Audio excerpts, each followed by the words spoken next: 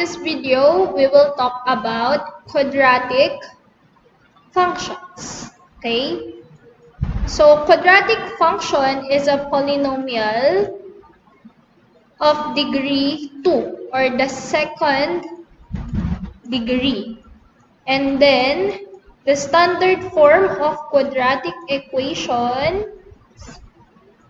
is f of x or function of x is equal to ax squared plus bx plus c, or we can rewrite this as y is equal to ax squared plus bx plus c. So technically, f of x or f quantity x is the same as y. So iisa lang sila. Okay? Either way, kung ano makita nyo, kung f of x or y, they are just the same. And then in quadratic function, we have actually two kinds of quadratic function. So the first one is the complete quadratic function. And then the second one is the incomplete quadratic function. So this is just the same as a complete quadratic equation and an incomplete quadratic equation. So when we say complete quadratic function, it must have a quadratic term, okay, which is the term that has the 2 as its exponent, no, which is ax squared.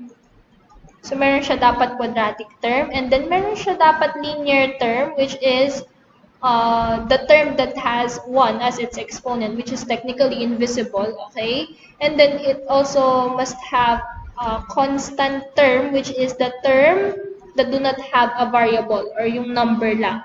So, in incomplete quadratic function, it must have, or it should have, a quadratic term, a linear term, and a constant term. But then, when we talk about incomplete quadratic equation, the linear and constant term can actually be missing. Okay, pwede silang wala. Ang importante ay mayroon siyang quadratic term. Kasi bawal mawala si quadratic term dahil kapag nawala siya, we can't call that a quadratic function. Kaya nga quadratic function tapos walang quadratic term, di ba? So it should have a quadratic term pero pwedeng mawala si linear or constant term. If that is the case, that quadratic function is an example of an incomplete quadratic function.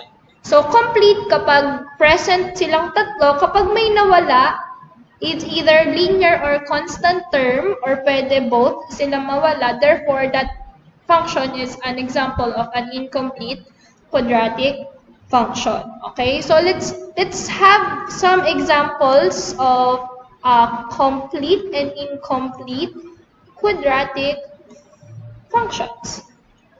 So in a complete quadratic function, let's say we have f of x and then 3x squared plus x plus 3. This is an example of a complete quadratic function because the quadratic term, the linear term, and the constant term are all present.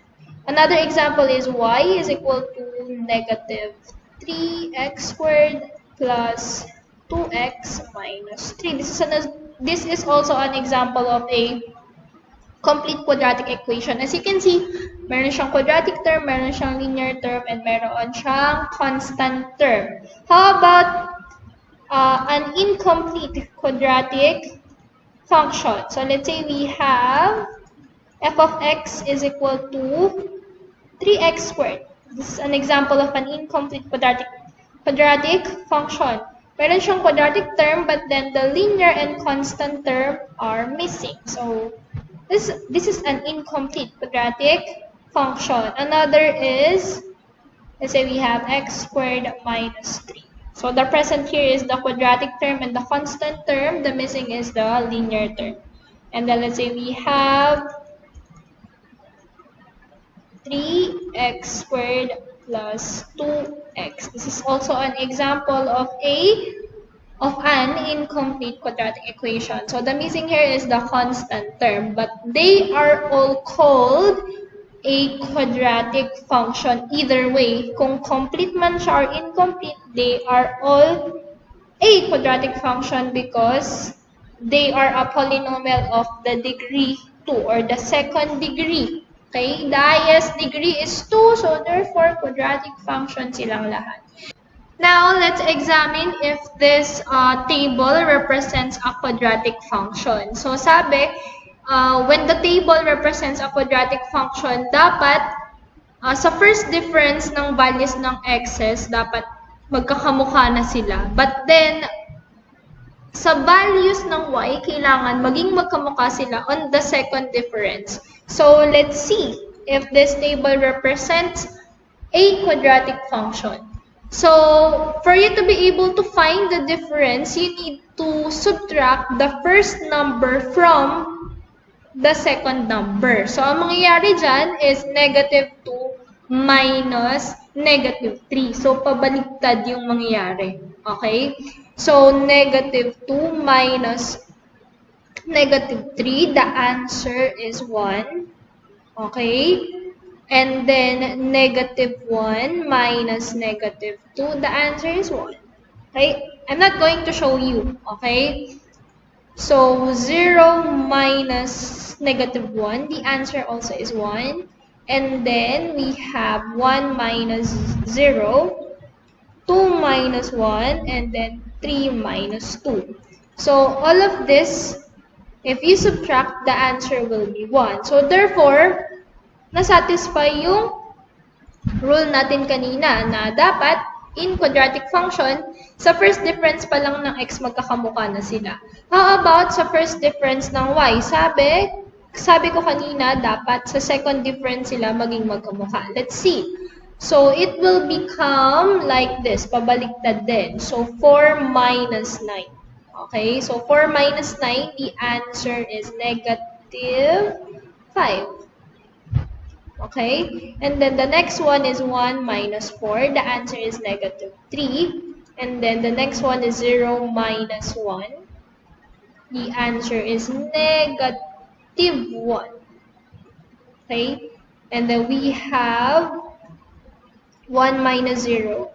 The answer is 1, of course. And then we have 4 minus 1 and then 9 minus 4. So, 4 minus 1, the answer is 3. Okay, positive. 9 minus 4, the answer is 5. So, as you can see, hindi pa sila magkakamukha, di ba? So, let's try on the second difference if magkakamukha na sila. Dapat dito magkakamukha na sila because that is what the rule said. So, we have, pabaliktad ulit, negative 3. We have negative 3 minus negative 5. So, the answer here is 2. Okay, negative 3 minus negative 5. The answer is 2. So, dapat dito sa mga following differences natin, 2 na din dapat yung answer niya. Here, negative 1 minus negative 3. The answer also is 2. Okay, and then the next one is 1 minus negative 1. The answer also is 2. And then 3 minus 1. The answer also is 2. And then the last one is 5 minus 3. The answer is 2. So therefore, sa second difference, naging same na sila and it satisfied the rule. Therefore, this table represents a quadratic function. Kapag sa first difference ng x ay magkakamukha na sila, and sa second difference ng y magkakamukha na sila, therefore, the table represents a quadratic function.